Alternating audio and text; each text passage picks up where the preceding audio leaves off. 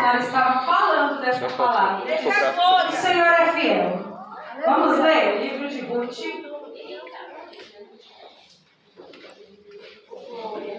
Aleluia.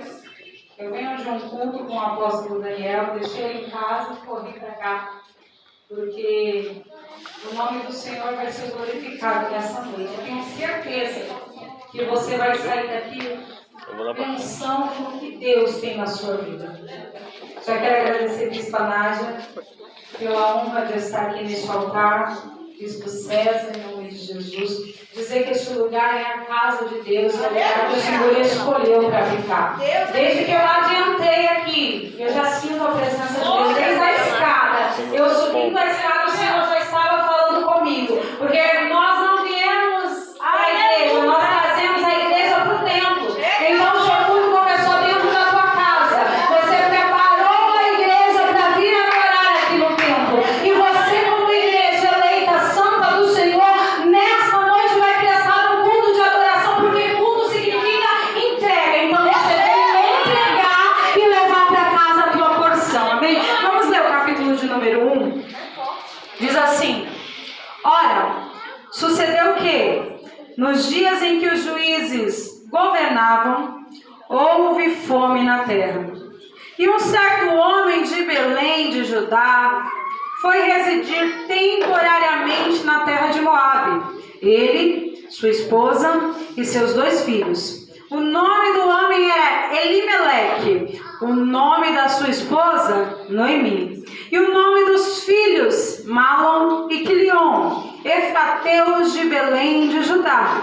E eles chegaram à terra de Moabe e ali continuaram. E Elimeleque, marido de Noemi, faleceu, e ela foi deixada com seus 2 filhos. E eles tomaram para si mulheres de Moabe. O nome de uma era Orfa, o nome de outra era Ruth. E eles habitaram ali por cerca de 10 anos. Se assente, aplaudindo. Aleluia! Glória! Aleluia! Aleluia! A gente está num tema de mulher virtuosa. Isso vai além do que a gente consegue compreender. Porque virtude, para Deus, é algo importante. E vai além de aparência, vai além de beleza física, é algo de dentro. O Senhor não está à procura de mulheres belas por fora, o Senhor está à procura de coração verdadeiros quebrantados diante dele. E o texto começa dizendo que sucedeu que nos dias em que os juízes governavam, ou seja, não havia ainda rei, eram os juízes que comandavam e governavam a terra de Israel. O texto diz que uma família está vendo a necessidade do lugar. Eles estavam em Belém, e Belém significa casa do pão. Mas Elimeleque, ele vê a necessidade da cidade e ele decide ir embora.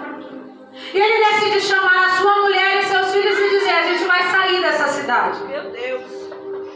Interessante é que nos tempos de Juízes, se você ler o livro de Juízes, era tempo que os servos do Senhor, os homens e mulheres de Deus, estavam se inclinando à adoração a outros deuses. Meu Deus! E por isso a mão do Senhor estava pesando sobre Israel. E houve fome na terra do pão. Na terra do pão havia necessidade, e aumentando a necessidade, Elimeleque olhou para a necessidade, e olhar para a necessidade nos faz tomar decisões errôneas, erradas. Olhar para a necessidade, pela pressão da situação, faz a gente tomar decisão que, quando a gente parasse para pensar e respirar um pouquinho, a gente não decidiria daquela forma. Então Elimeleque foi emocionado. Ele pegou os seus filhos e ele pegou a sua esposa e disse: a gente vai sair dessa terra. Meu Deus! Ele não pediu direção. Ele não pediu permissão. Ele olhou para a necessidade. Foi louvado aqui que ele é Jeová Jireh, e Yahvé Jireh, o Deus provedor. Então, no momento da nossa dificuldade, é este Deus que vai se manifestar. Como vai haver o Deus da providência se não há necessidade? Elimeleque esqueceu que na terra que ele estava havia um Deus que cuidava. Glória! Então ele pega o seu filho e sua mulher, os seus 2 filhos, e sai. Só que ele não vai para qualquer lugar, ele vai para a terra de Moabe. Meu Deus! E Deus dá uma ordem bem clara para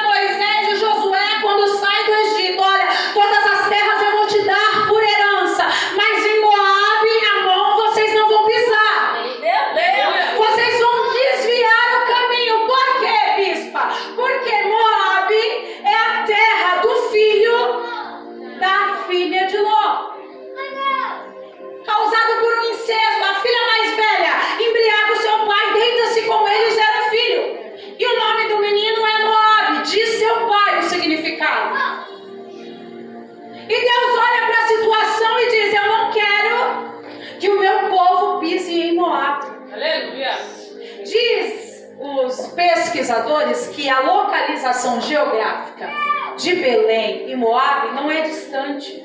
O que separa Belém de Moabe é um rio por nome de Rio Jordão. E interessante que para entrar em Belém tem que passar pelo rio. Mas para entrar em Moabe dá para dar a volta. Para entrar em Belém não tem voltinha. Tem que entrar nas águas. Tem que mergulhar. Mas para ir para Moabe dá para fugir dando uma voltinha. E Deus não tem nada com quem quer dar voltinha para solucionar o problema. A localização não era longe. A diferença é que um precisava morrer e nascer de novo. Porque águas na Bíblia lembra batismo e lembra a presença do Espírito Santo. Então ele vai para uma terra sem pedir permissão. E a mulher vai com ele, porque ela vai falar o quê? Ela acompanha. E o mais interessante é que na Bíblia Sagrada, quando você lê o nome de alguém, esse nome tem um símbolo para os pais muito forte. Malom e Quelion significa doença e definhamento. Meu Deus, olha aí, pai. Malom significa enfermidade ou doença e Quelion, definhamento. Ou seja, nós precisamos tomar cuidado com os nomes que a gente tem dado para os filhos da nossa casa. Olha aí, pai. A gente precisa se preocupar até para dar o nome do nosso filho. Aleluia! E ela sai com seu marido, cujo nome significava o Senhor é Rei, e com seus 2 filhos, representando doença e definhamento, e eles vão. E chegando na terra de Moabe, Elimeleque logo morre. Por quê? Porque não pediu permissão. Porque achou que dando jeitinho ia resolver a situação. E nós não somos diferentes. Quantas das vezes a gente fala que entrega na mão de Deus, mas não entrega nada? Está lá no celular respondendo a pessoa que está te caluniando. Está lá respondendo a mensagem daquela que postou em direta para você. E você está querendo mostrar, dar um jeitinho, dar uma volta em Moabe para resolver. Jesus está dizendo para você: permaneça na terra do pão, porque no momento certo o pão se revelará a você. Aleluia!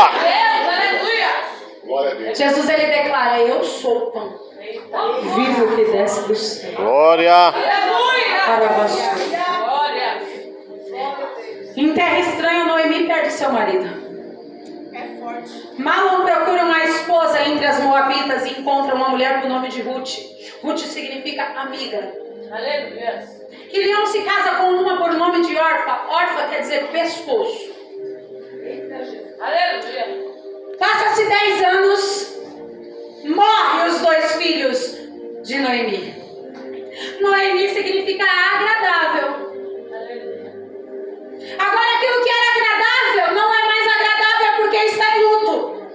Ela chega em Moabe cheia com seu marido e seus filhos, mas agora ela está sozinha. Por quê? Porque não ouviu a voz de Deus. O perigo não é sair para dar uma voltinha. Porque crente que sai para dar voltinha costuma voltar. O problema é o filho do crente que saiu na voltinha, lava solta. Olha aí, e Deus. muitas das vezes volta a crente chorando porque Jesus vai abraçar ela, mas o filho ficou perdido em Moabe. Então muitas das vezes a gente não tem que olhar só pelo nosso desejo carnal, pela nossa vontade, a gente tem que olhar por quem depende de nós também. Quantas das vezes nós olhamos para a situação e queremos chutar o balde e dizer: eu vou largar tudo. Não, eu não sou valorizada nessa casa, eu não sou valorizada nesse ministério. Eu oro, eu busco. Aí quando eu preciso não aparece ninguém, mas aí eu me lembro de quem depende da minha oração, da minha casa que depende de mim para estar de pé. Aí eu permaneço na casa de Belém, porque é melhor sofrer necessidade com Jesus e a família de pé do que dar voltinha e voltar. Ô, glória! Para vós. Glória a Deus, aleluia.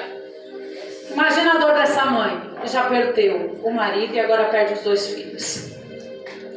Ela decide voltar.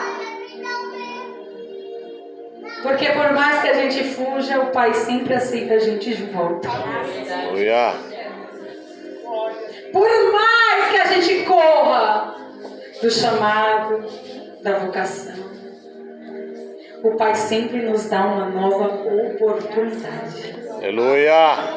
Noemi ouve dizer que a terra está de volta, tendo prosperidade. Glória a Deus. Porque o texto em Salmo diz que a ira de Deus dura só um momento, mas a sua benignidade dura para sempre. O choro dura uma noite, mas a alegria ela vem ao amanhecer. Glória. Jeremias vem dizendo em Lamentações que as misericórdias do Senhor são as causas de nós não sermos destruídos. Aleluia. Jeremias vem dizendo em Lamentações: põe a tua boca no pó, talvez ainda haja esperança. Eu creio, Deus. A perdição de Noemi não foi a necessidade, foi ter saído da onde ela estava, ter saído da posição que Deus colocou ela. Muitas das vezes você não está suportando a necessidade, mas não deixa a pressão falar por você, suporte. Aleluia. Eu creio, Deus.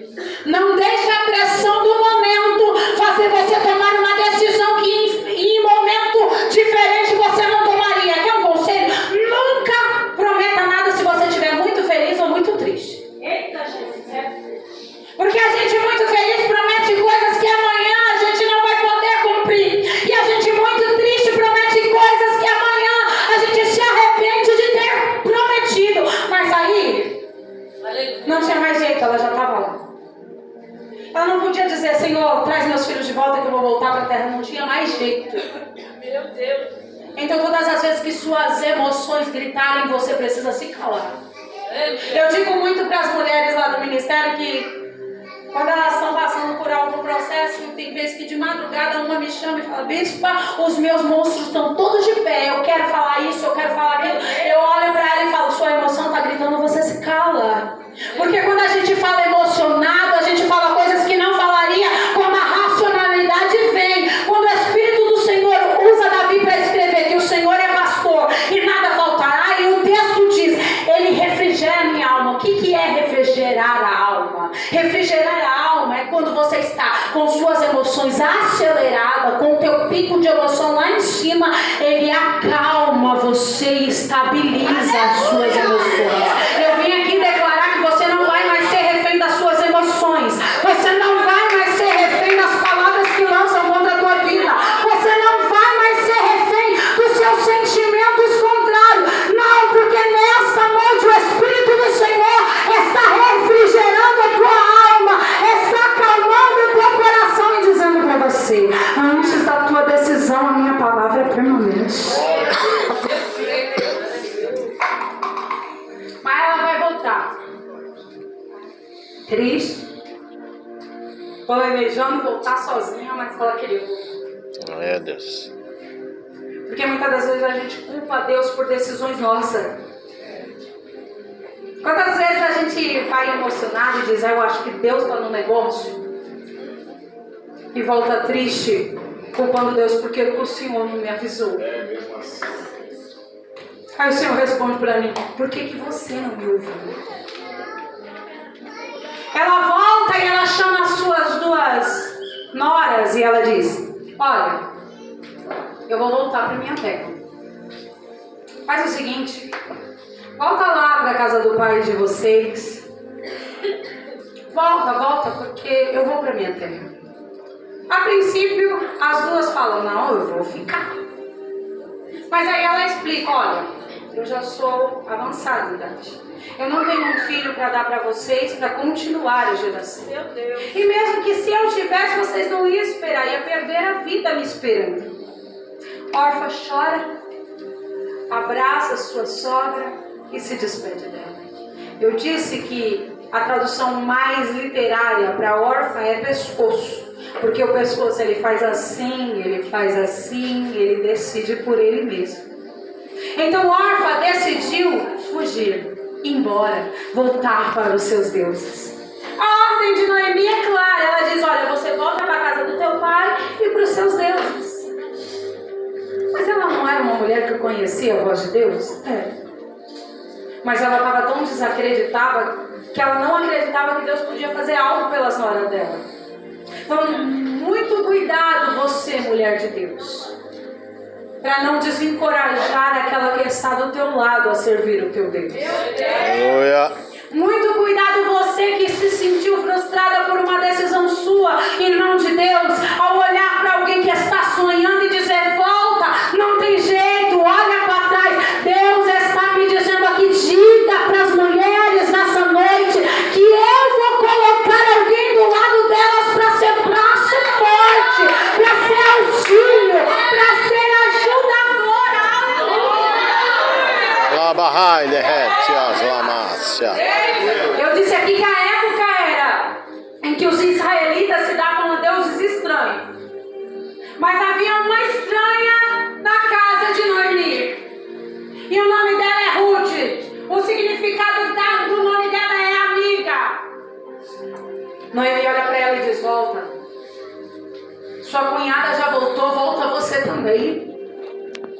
Volta também porque eu não tenho o que te oferecer, eu não tenho. Aleluia. Ela olha para sua sogra e diz, não insista que eu vá.